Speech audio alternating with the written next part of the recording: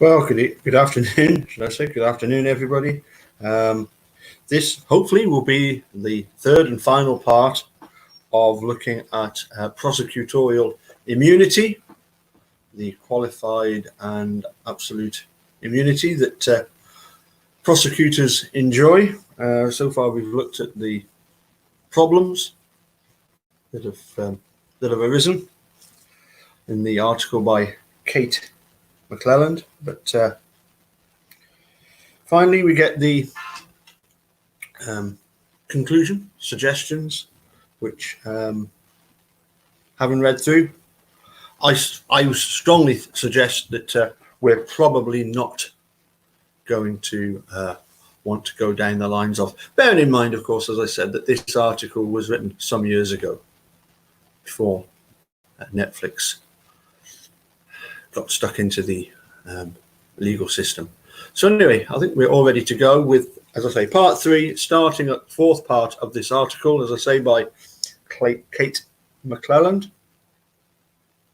Let me just make sure I've got that absolutely right.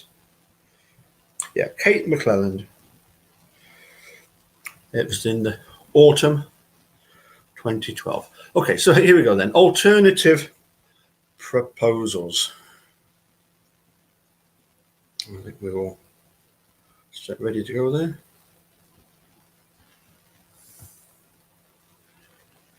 Let me just do this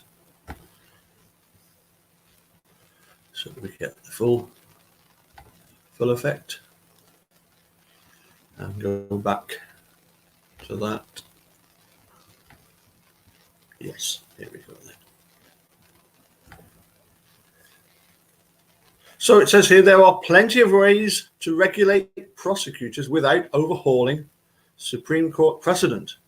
But having the court impose a new immunity rule will be more efficient, while also avoiding the significant disadvantages of the common reform proposals.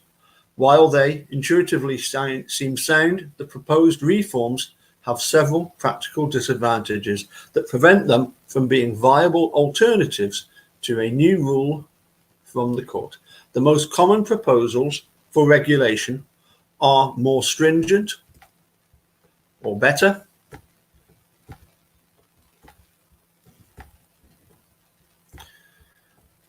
enforced ethical sanctions, and internal office reforms, although multiple other mechanisms have been suggested. Well, we certainly need a much stronger enforcement of the ethical sanctions, I would suggest. Now, that wasn't a good idea. That doesn't work very well, does it? Let's try that once more. All right, okay.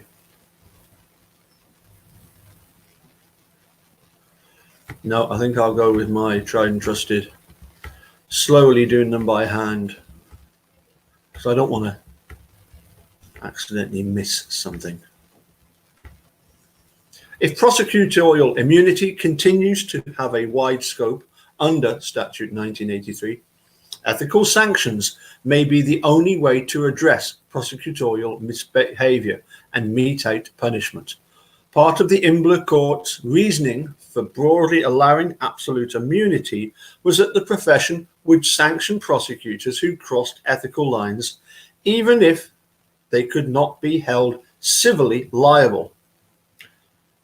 Unfortunately, in the 36 years since Imbler, prosecution of prosecutors for ethical violations has been rare in comparison with the number of ethical violations that occur.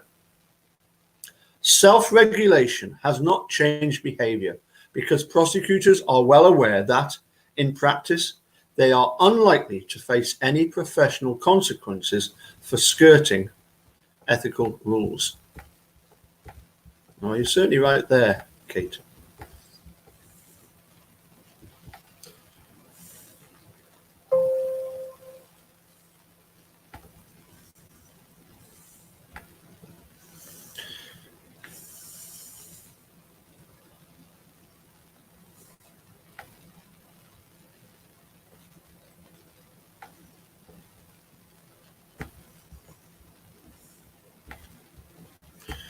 Right, okay. Give it a few moments to catch up. And then hopefully we'll get going.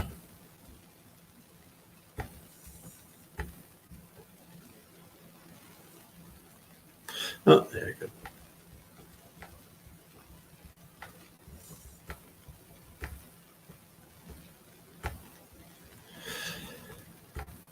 If courts and the profession will not address misconduct, the next step may be to force prosecutors' offices to self-regulate internally.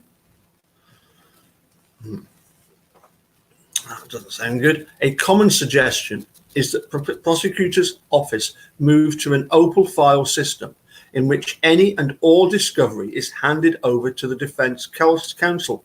Well, I thought that was the situation anyway. I thought everything had to be handed over. But anyway, at least one author has suggested that offices move to a corporate compliance style model to ensure greater accountability by assistant district attorneys. Several authors have advocated for internal review boards that would investigate wrongful convictions and address prosecutors' ethical failings. These suggestions are severely limited by the fact that district attorneys have little incentive to implement complex and costly internal reforms without substantive data indicating that the reforms produce results.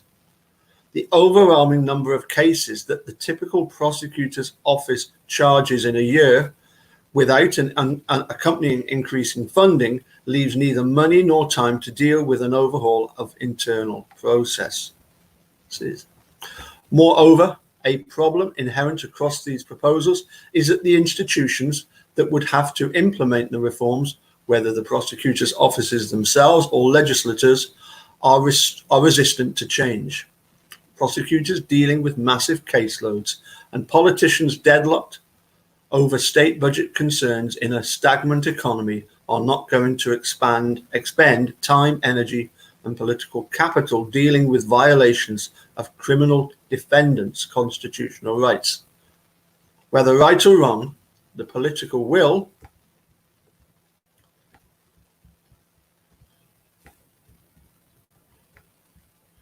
to execute these reforms simply does not exist, making action by the Supreme Court all the more necessary. As I say, this is written before Making a Murder and lots of all the other documentaries came out. So I would suggest that maybe that political desire is rapidly changing. The Supreme Court must impose a new rule in this area. The unsuitability of these alternative potential reforms means that the Supreme Court must be responsible for implementing a coherent liability rule. If the Supreme Court is truly to simplify the issue of prosecutorial liability under Statute 1983 by eliminating the functional test, it has two options. First, it could grant prosecutors qualified immunity across the board. Alternatively, the court could give prosecutors absolute immunity in all situations. The absolute immunity rule already exists in practice, and there are compelling reasons for the court to make it official. Qualified immunity. Board qualified immunity for prosecutors is another favoured solution among academics for reducing constitutional violations during prosecution. Protection from police misconduct under Statute 1983 is more rigorous than protection from prosecutorial misconduct under the same statute because the police may only invoke qualified immunity as a defence. If prosecutors were as carefully scrutinised as the police, so the argument goes, they might have less incentive to violate defendants' constitutional rights in the course of the trial. This would lower the rate of wrongful convictions and bring greater fairness to the criminal adjudicatory process. The primary problem with qualified immunity for prosecutors is that it may have a chilling effect on how prosecutors choose to prosecute.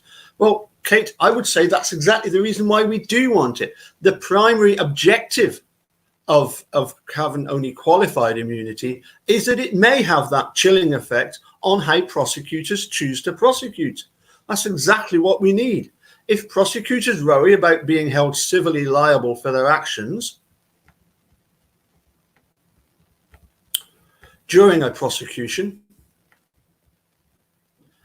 it may change their behavior in a way that leads to less zealous advocacy. Well, yeah, that would be a good start. This was a major concern of the Imbler court and has been reiterated throughout the court's prosecutorial immunity jurisprudence since 1976. Moreover, another Supreme Court decision may lessen the desired impact of qualified immunity on prosecutors' behavior. In Heck versus Humphrey, the court held that to recover damages under Statute 1983, a plaintiff must show that his conviction was reversed on direct appeal, expunged by executive order, declared invalid by a state tribunal, or called into question by a federal court's writ of habeas corpus. Even if misconduct occurred in a defendant's case, the defendant has to prove that it was so egregious that it affected the verdict. The subsequent retrial must then lead to a reversal of the verdict. This is a very high standard for defendants to meet, and their success is particularly dependent on the legal resources that are available to them. Instituting qualified immunity may just lead prosecutors to engage in balancing. They will weigh the chances that their behavior will lead to reversal on appeal, actually giving rise to liability for their actions.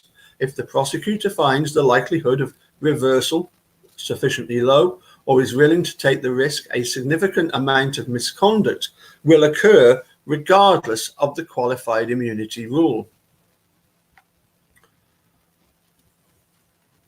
Absolute immunity. Giving prosecutors absolute immunity for all their actions has not been advocated by anyone, except perhaps the Supreme Court, whose decisions produce absolute immunity in effect, if not in form.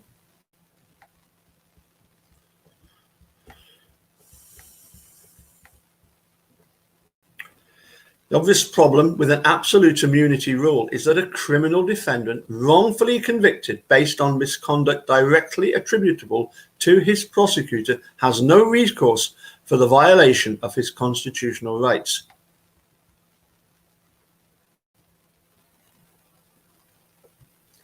This would be less worrisome if prosecutors were routinely held accountable for their actions through professional disciplinary measures. However, prosecutors are very rarely called before disciplinary committees for their actions, and are even more rarely disbarred.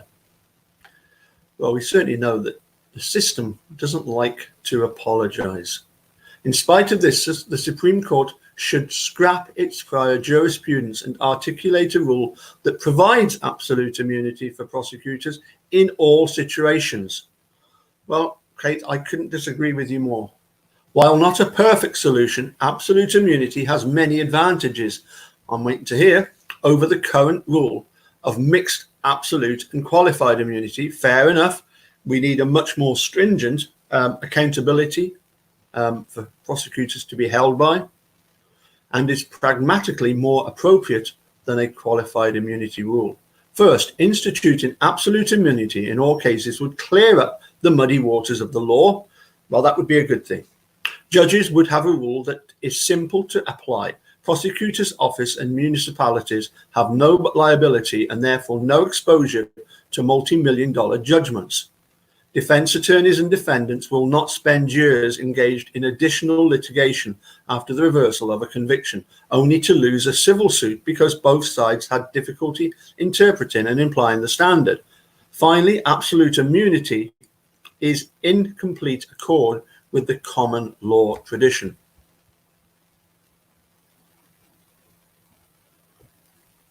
Second, the 24-hour news cycle helps make an absolute immunity rule viable by providing a layer of accountability. The intense scrutiny that all elected officials, including district attorneys, are subject to today was completely unknown in the worlds of Imbler and the common law. It is much easier for citizens to track how their elected officials are behaving, make decisions about how to vote, and demand greater transparency in government. Americans are taking greater notice of the criminal justice system's failings, and the media has played a major role in that. Various innocence projects across the country have taught the public that wrongful convictions are, what wrongful convictions are, how they happen, and how they destroy lives. Campaigns to save death row inmates from execution when the evidence against them is weak are becoming more prominent. In some states, the worry about wrongful convictions has become so great that the death penalty has been abolished or suspended altogether. Inevitably, this intense scrutiny leads to the prosecutors of wrongful convictions being publicly named by the media. This makes it harder for their officers to either cover up their behavior or continue their employment. The public naming and subsequent shaming of prosecutors who engaged in ethically questionable behavior will provide a deterrent to those considering such behavior. I'd like to ask you, Kate, Jim Hardin, where did he end up? Oh, yes, he ended up as a judge. Brad Schimmel, what's he doing now? Oh, yes, he's a judge. Len Kaczynski, what did they do with him? Oh, yes, they made him a judge. I don't think this naming and shaming has any effect on them whatsoever.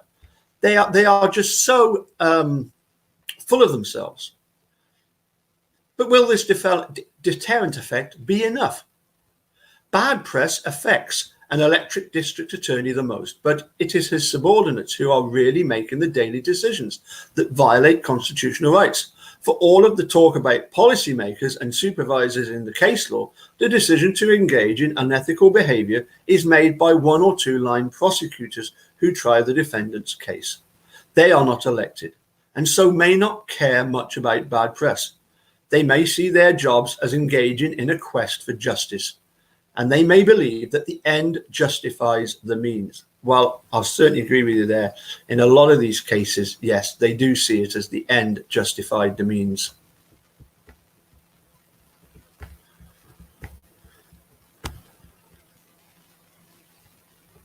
Moreover, criminal defendants are not a sympathetic group. Those who share an office and a community with these prosecutors may support a conviction at any cost.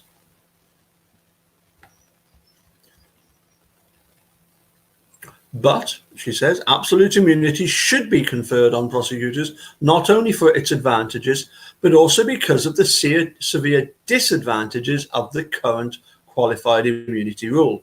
Despite the tendency of the literature to bemoan even the current absolute immunity of prosecutors, which is limited to their advocatory functions, there are major drawbacks to making prosecutors liable for misconduct under a qualified immunity rule. First, there is substantial evidence that awarding money damages in Statute 1983 cases will have little or no impact on prosecutorial behavior. This is in part because the prosecutor who actually violated the defendant's constitutional rights is not personally liable for paying the damages awarded to the plaintiff in subsequent litigation. It is strategically more sensible to go after an entire office rather than an individual prosecutor, because the prosecutor will rarely have deep enough pockets to satisfy the type of judgment that a defendant turned civil litigant may be seeking.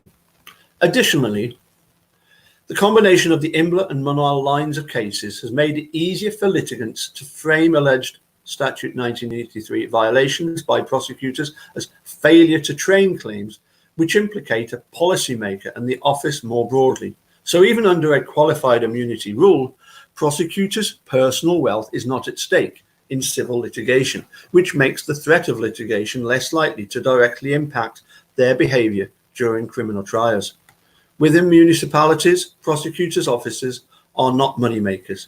They have to be allocated money for their operating costs every year out of the municipalities' budgets. Municipalities typically raise money through a variety of taxes, property sales, etc. Because prosecutors' offices raise no money independently, the municipality is also going to be responsible for paying, with taxpayer money, any jury awards of civil damages against prosecutors. When taxpayers see their money paying for prosecutors' mistakes, they may translate their outrage into votes against the elected district attorney, and the district attorney will have greater incentive to punish misbehaving prosecutors. But this assumes that voters will make the necessary connections among events. Although subject to direct political pressure from the municipality about budget and spending, the district attorney is primarily concerned with getting enough votes to get re-elected. If voters are not making the connection between their tax dollars and prosecutorial misconduct, the district attorney is in the clear. Moreover, the average prosecutor making an in-the-moment call about whether to withhold exculpatory evidence, for example, is so far removed from municipal budget decisions that he or she is unlikely to feel pressured one way or another by a threat of civil liability. The cost of prosecution is only a fraction of the municipality's budget, especially since the economic downturn began in 2008. Many municipalities have experienced budget difficulties. When budgets are stretched so thin, it quickly becomes apparent that money spent paying civil damages is money that is not being spent on schools, roads, and other government services. But if someone's constitutional rights have been violated, how can the courts not give them redress?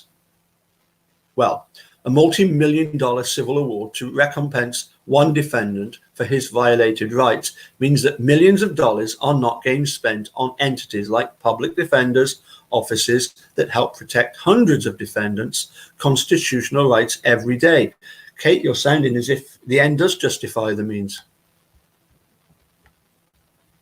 But let us suppose for a moment that despite all of these concerns, the Supreme Court adopts a broad qualified immunity rule that prosecutors finally feel the pressure of impending punishment for misbehavior. The district attorney makes it clear to his subordinates that any future misconduct may result in a large civil damages against the office. The unspoken implication is that the line prosecutor who engages in this misconduct will be placing her job and reputation in jeopardy. What are the prosecutor's incentives going forward? Obviously, she will want to avoid having a conviction overturned because of misconduct at all costs. Intuitively, that seems like a good thing. But at least some prosecutors will engage in misconduct anyway, whether by accident, because they think that they can get away with it, or for any number of other reasons. If confronted, then they have an incentive to cover up their mistakes to avoid the harmful consequences. This will make it even more difficult for a defendant to prove either his innocence or the prosecutor's wrongdoing post-conviction. Granting absolute immunity for prosecutors should not be mistaken as granting prosecutors permission to engage in a free-for-all. Absolute immunity will undoubtedly protect some miscreant prosecutors who will trample defendants' constitutional rights with impunity. But the current mixture of qualified and absolute immunity has not solved this problem either. It has led to a law that encourages defendants who have genuinely suffered wrong into endless litigation with elements that are nearly impossible to prove. A clearly articulated absolute immunity rule would at least prevent this more insidious form of unfairness against criminal defendants. Additionally, absolute immunity for prosecutors does not alter the current ethical and criminal sanctions for prosecutorial misconduct. It may even increase enforcement of those ethical and criminal sanctions, since when money damages are removed from the equation, those sanctions will, among the few avenues left to defendants seeking to right the wrongs done to them. I don't quite get that sentence. It may even increase enforcement of those ethical and criminal sanctions, since when money damages are removed from the equation, those sanctions will, I presume, be among the few avenues. I'm sure there's a word missing there. Be among the few avenues left to defendants seeking to right the wrongs done to them. Conclusion. The most common sense and expedient way of dealing with the pervasive issue of prosecutorial misconduct is for the Supreme Court to articulate a rule that grants prosecutors absolute immunity in all cases. I can't agree. The functional test initially proposed in IMBLA has proved difficult proven difficult to apply, and is practically unworkable as currently formulated. The combination of emblems, pruriency, and the municipality liability cases has forced litigants to frame the issue of prosecutorial misconduct in a highly specific and artificial way. Criminal defendants claiming a violation of their constitutional rights must allege that the district attorney was deliberately indifferent to their need to train his subordinates. Only showing a pattern of constitutional violations by prosecutors can prove this. Yet there is no clear standard in the case law for how to prove a pattern. The Connick opinion even seems to prevent defendants from ever proving a pattern, because all prosecutors have passed the bar and attended law school, so their district attorneys will always be justified in believing that they know how to avoid constitutional violations. In certain exceptional cases, a defendant may be allowed to show that a prosecutor's behaviour was so obviously in violation of the Constitution that a single violation amounts to deliberate indifference. Yeah, Kate, try 6 on behalf of Ken Kratz. The court has never found a municipality liable on the basis of a single incident, despite the availability of this alternative method of proof since the Harris decision in 1989. The majority in Connick rejected Thompson's case under this standard. Ginsburg's dissent complicated the matter by claiming Thompson had proved single incident liability, but then articulating all of the incidents that may have proven a pattern of constitutional violations in Thompson's case. Connick has left the state of prosecutorial liability hopelessly confused. Not that it was a shining example of clarity prior to Connick. In addition to the weak functional test, the court's analysis of the common law foundations of prosecutorial absolute immunity reads like fiction.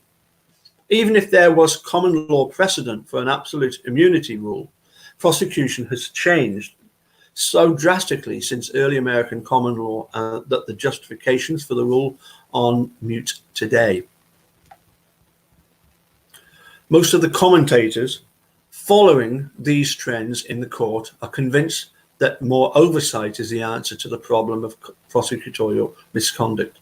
The suggestions put forth regarding ethical reform and internal restructuring of prosecutors' offices are completely out of touch with reality. Prosecutors' offices lack both the resources and the institutional will to implement even some of the simplest reforms proposed. Additionally, prosecutors as a group have proven remarkably resilient to efforts to alter, even slightly, how they do their jobs. The culture of prosecutors' offices has much to do with this mindset, but it is reinforced by the reluctance of other attorneys, judges, legislators, and voters to interfere with the work of those who keep criminals in prison.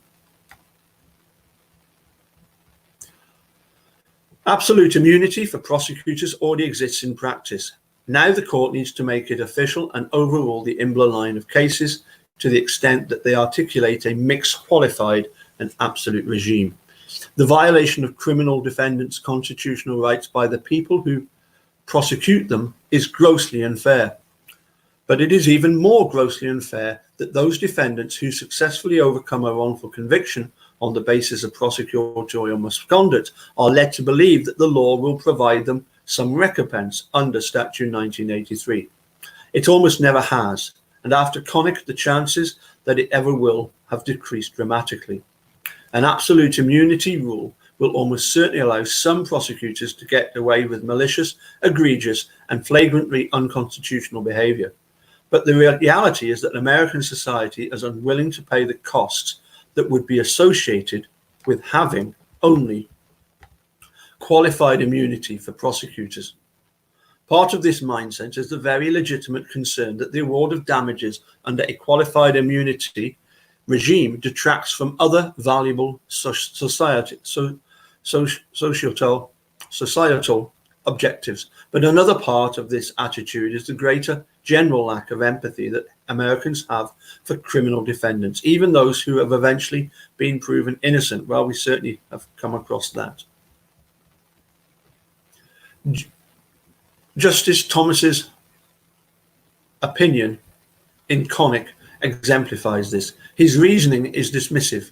and at points almost facile, in spite of the fact that he was deciding a case in which an innocent man had spent 26 years of his life fighting the system that should have protected him. Changes in this attitude must come from the citizens themselves, because they will not come from changing the rules governing prosecutors. Somebody will have to help them understand that. But this is the subject of another work. So let's come back to this one here. Yes, I think that's where we are. Oh, hello. We've got some people that have tuned in. So nice to see you.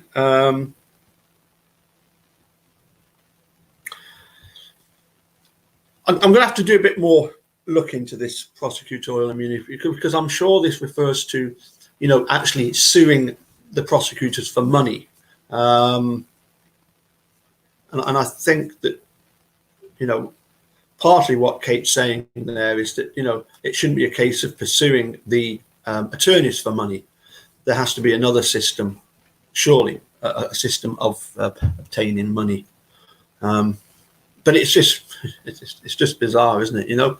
When we heard Ricky Kidd go through the figures, if you've got 105,000 of the prison population wrongfully convicted, and they spend on average 20 years in prison, $46 billion wasted just to ruin people's lives. There was a couple of other things I did want to share with you, which I think we've got time for very quickly. So we're going to quickly move on to, yes, first of all,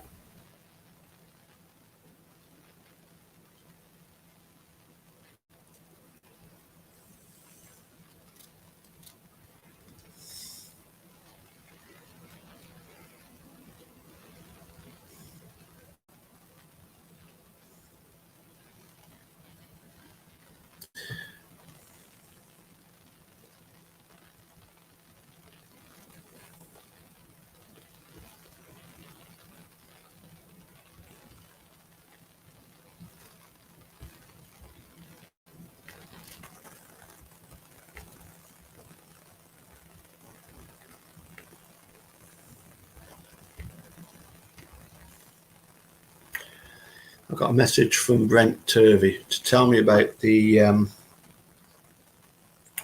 course that he's running that will be starting on Friday. So I wanted to share that with you first of all, because he very kindly wrote to me. Here we go. Paul, FCI Professional Diploma, Criminal Profiling and Crime Scene Analysis. This professional diploma program starts on Friday, May the 15th. We are currently allowing everyone to register at the student first responder rate. Choose which payment option is best for you. If you choose monthly payments, simply make the first payment and then each month for 3 months. There is an address here which I will put into the description once we finish the video, and it goes through all that basically me and the dude went through. It was last weekend. I'm sure it was. Okay, so I'll include that link, and there you've got the brochure. So that's Brent Turvy, who, well, some of you will remember, was a go-to source of information for John Farrak. Next, I wanted to share you this. This I find very interesting. I got a message from the Innocence Project. I'm sure some of you have already been in touch with the Innocence Project. Before the Innocence Files came out, I had been in touch and contacted and sent some messages to Chris Fabricant, who of course we see in the Innocence Files. One of the things I did was I shared with him my list of 24 Netflix documentaries that have come out since Making a Murder, starting off with since Making a Murder came out. So from the Innocence Project, I'm sure a lot of you are also members of this, get this regular bulletin. We've been grateful to see how to see some of our cases turned into a docu-series for Netflix, because we know how much good it will do to reach a wider audience with these important stories. The series has inspired so many people to get involved in the fight for the wrongfully convicted.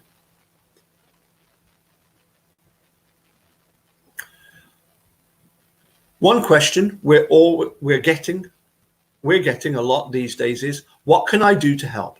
If the Innocence Files inspired you, today's a great day to take the next step.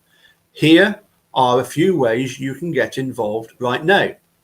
Spread the word about the Innocence Files. Tell your friends about the show right now and encourage them to watch it. Get to know your local Innocence Network organization.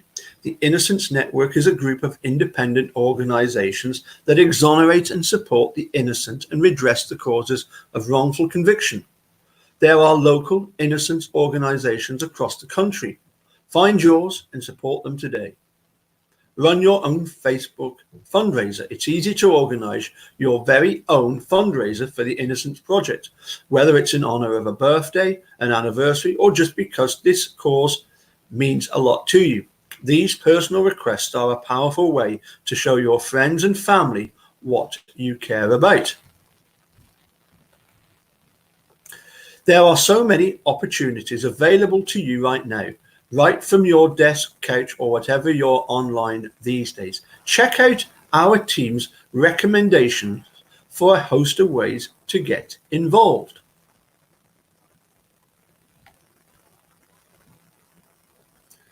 We have a lot of work to do ahead to free the countless others who are still behind bars and to prevent future injustices.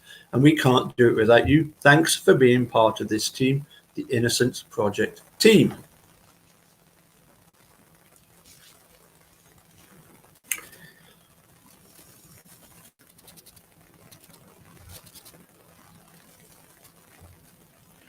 Let's see what comes up next. 7 ways to get involved with the Innocence Project after watching Netflix's The Innocence Files. We have a lot of work ahead to free people who are still in prison, but we need your help. So we've got a picture there of Chester Holman, the third. After he was released, he was one of the people featured in the Innocence Files, as I'm sure you'll remember. So, here is what the Innocence Project says about the Innocence Files. And this I do like. After watching the 9 episodes of the Innocence Files on Netflix, you got to know the stories of Kennedy Brewer, Lavon Brooks, Keith Harwood, Chester Holman, Kenny Winemko, Alfred Dwayne Brown, Frank Cuillo, and Thomas Hainsworth, and the systematic flaws that caused their wrongful incarceration. We have a lot of work ahead to free the countless others who are still behind bars and to prevent future injustices, but we need your help. Here is a list of ways you can advocate for the most at risk, educate yourself on the issues surrounding wrongful conviction, and spread community awareness, all while socially distancing. What to expect from the Innocence Files, Netflix's new documentary series. But it says here, throw a virtual watch party. You may not be able to host a typical viewing party right now, but you and your loved ones can still watch all of our recommended films, documentaries, and mini-series together. These powerful and educational picks will keep you engaged for hours. Sign up for Netflix Party here and check out our complete list of recommended streaming content here. As I say, I got in touch with Chris Fabricant and gave him my list of 24 documentaries, suggesting how they might change the future. What to watch while you're social distancing. These powerful films, documentaries, and miniseries will keep you engaged for hours.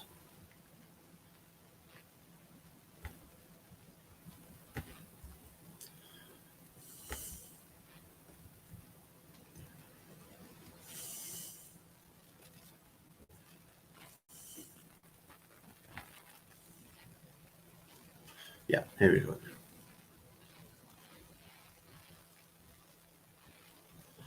As people around the world are wisely practicing social distancing to help slow the coronavirus pandemic, many are turning to streaming platforms to keep themselves entertained and educated. The best thing people can do to help combat 19 right now is to stay at home if you are able. Avoid close contact with others and wash your hands often, according to the Center for Disease Control and Prevention. Unfortunately, the vast majority of incarcerated people across the USA are unable to practice these measures. Incarcerated people are typically detained in close proximity. Hand sanitizer is considered contraband, and soap may only be available if purchased. Dozens of incarcerated people have already tested positive for the coronavirus at New York City's Rikers Island. The Innocence Project, ACLU, and many other advocacy groups have been increasingly concerned about the potentially devastating impact of the pandemic on incarcerated individuals, particularly those who are sick and elderly. But there are many things you can do to help at home, including advocating for the release of those who are most at risk, educating yourself on these issues, and spreading awareness. Okay, that's absolutely true. What's on Netflix? Number one, well, I think number one here should be Making a Murderer, but I presume that the people at the Innocence Project already know that everybody has watched Making a Murderer. It's the number one of its genre. It says here, The Innocence Files, a Netflix original documentary series, delves into these questions, focusing on the cases of 8 wrongfully convicted people across the US. In 9 episodes, the series pulls back the curtain on the work of the Innocence Project, the Pennsylvania Innocence Project, Northern California Innocence Project, and the WMU Cooley Innocence Project at the Thomas M. Cooley School of Law, and the uphill battle their clients face in pursuit of the truth and justice. Available to watch here. How to Fix a Drug Scandal. This newly released documentary series focuses on the misconduct of 2 chemists in Massachusetts who worked at 2 different drug labs testing and verifying substances for court cases. The riveting 4-episode series takes a look at how the 2 chemists falsified results, throwing hundreds of convictions into question. Now, I was very pleased to see this one on the list, Who Killed Malcolm X, because the light at the end of the tunnel is the fact that the Conviction Integrity Unit seems to be making a difference. This 6-part documentary series follows historian Abdul Raham Muhammad as he seeks answers to the many questions that surround the assassination of Malcolm X decades after his death, including whether or not the actual perpetrators of his murder were caught. 3 men were arrested and convicted for Malcolm X's murder, but 2, including our client Muhammad Abdul Aziz, have always maintained their innocence. Available to watch. Next on the list, Exhibit A. This true crime series explores how forensic science can be misapplied or altogether misused, leading to wrongful convictions. The series looks at cases where junk science, like bite marks and cadaver dogs, were used to convict innocent people, including George Powell, a client of the Innocence Project of Texas. Available. Unbelievable. Yes, I did watch this one.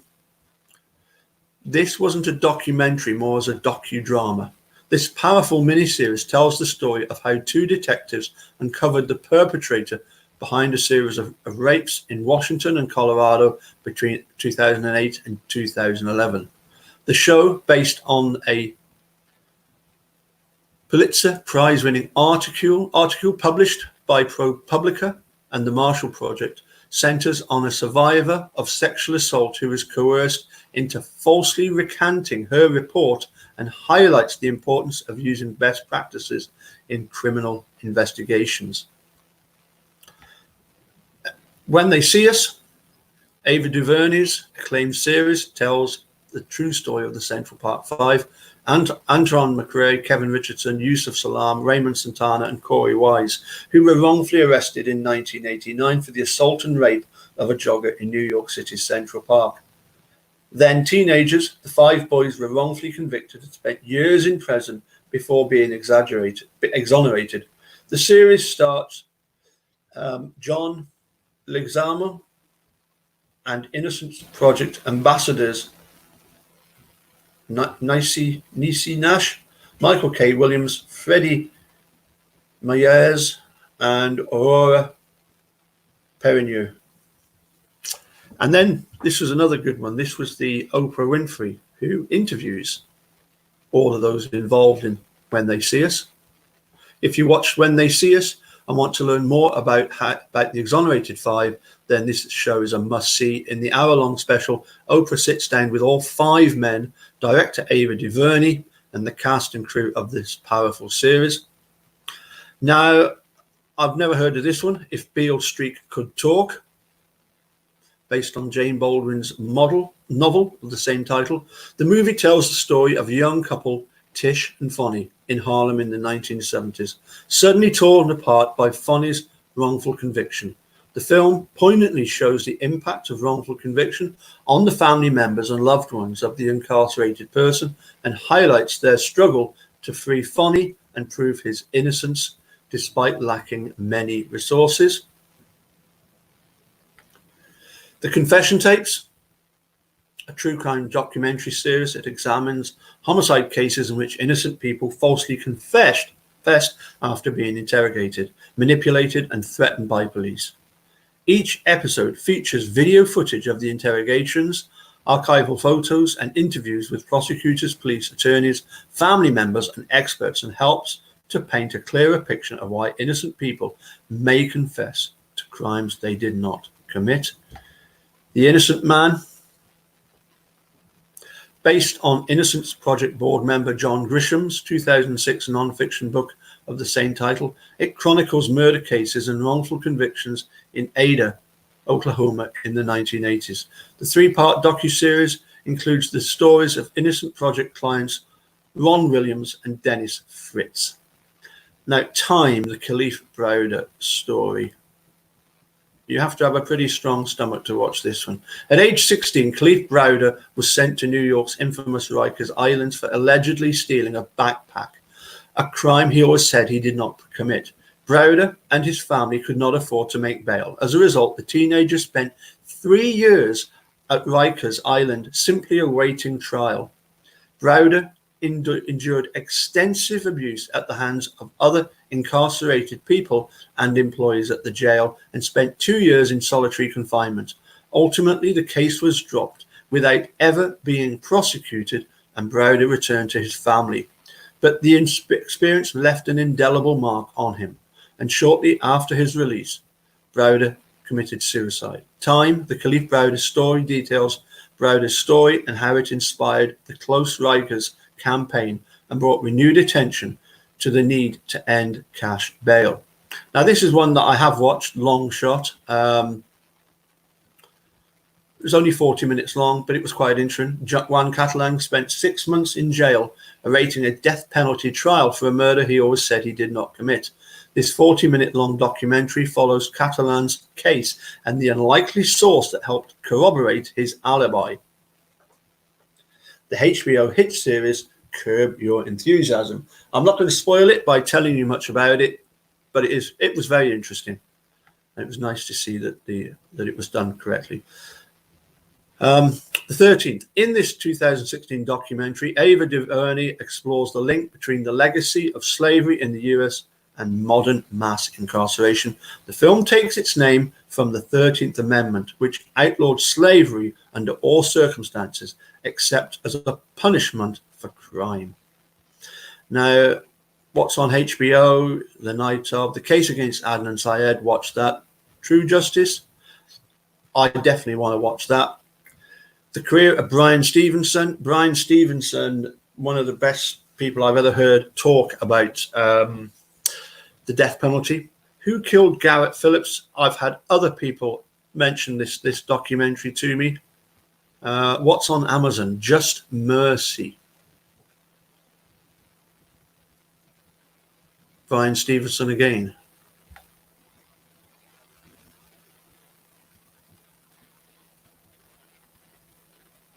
True justice, just mercy. It seems to be the same thing. But anyway, carrying on. Probably not. Free Meek, Conviction. What are these on? That's on HBO. What's on Amazon? I don't watch on Amazon, but I'm sure these will come to other platforms at some point. Crown Heights.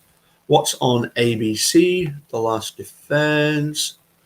Now, this was annoying. I wanted to leave a reply, but whilst people from outside America can donate to the Innocence Project, you cannot comment here because you need a zip code. Why you need a zip code to comment, I have no idea. I tried doing all sorts of things, including changing my name to Stephen Avery and using the zip code of his trailer, all to no avail. I could not get in to leave a comment, which was, as you can probably imagine, for me was quite disappointed, because I do like to talk, and I had got a bit set up. So maybe maybe if I speak nicely to the dude, I can get him to submit a comment for me. Look at that. My green screen has crashed. Not surprising when you consider all the amount of work that the computer is trying to do. Anyway, let's finish up. Let's just crash these ones down.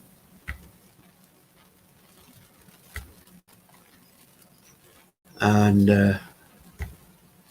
let's have a different background.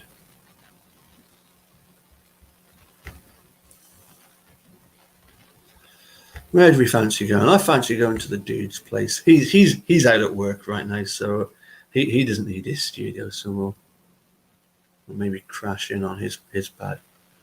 No, it still doesn't want me to do that for some reason.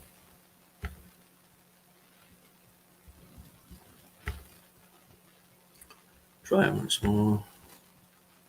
No, it doesn't want me to go anywhere. So not to worry. Let's and again let's close this one down. So there you go. My secret is I've got one of these green screens that allows me to give myself various backgrounds. Let's try once more, because eventually the computer does. No, it still doesn't want to work. Okay, not to worry. I've obviously I'm well known for breaking StreamYards and YouTube and Discord, and trying to break my computer as well. So anyway, thank you all for tuning in. I would well recommend checking out the Innocence Project website. I might post the link to that that they sent me, and I'll also put the link to Brent Turvy's course, which starts on Friday.